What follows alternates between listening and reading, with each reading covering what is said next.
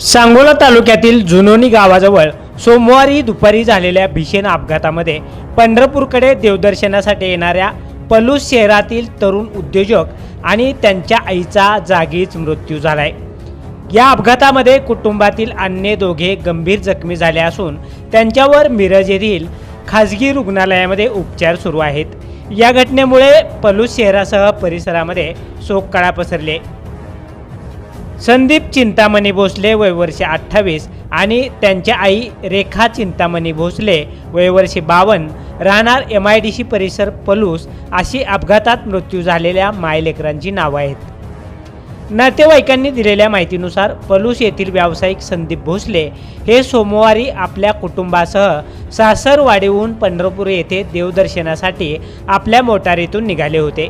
या वाहनामध्ये आई, पत्नी, भाऊ, भाऊजय, लहान मुले असे कुटुंबातील एकूण 8 सदस्य होते।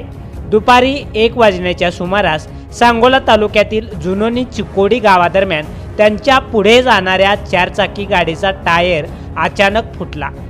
त्यामुळे चालकाचं वाहनावरील नियंत्रण सुटलं आणि पाठीमागून येणाऱ्या संदीप भोसले यांच्या मोटारीची समोरील मोटारीस जोरदार धडक बसली। ही धडक इतकी भीषण होती की भोसले यांची मोटार महामार्गावर 2 ते 3 वेळा उलटली। या अपघातामध्ये चालक संदीप भोसले व त्यांची आई रेखा भोसले मोटारी बाहेर फेकले गेले। डोक्याला गंभीर दुखापत होऊन दोघांचाही जागीच मृत्यू झाला। या अपघातामध्ये संदीप यांचे मोठे बंधू अनिल भोसले यांच्या पत्नी विद्या भोसले वय वर्ष 29 गंभीर जखमी झाल्या असून संदीप यांच्या पत्नी पूजा भोसले यांच्या हाताला गंभीर दुखापत झाली। अपघाताचा आवाज ऐकून परिसरातील नागरिकांनी तातडीने मदतीसाठी धाव घेत जखमींना रुग्णालयात हलवले।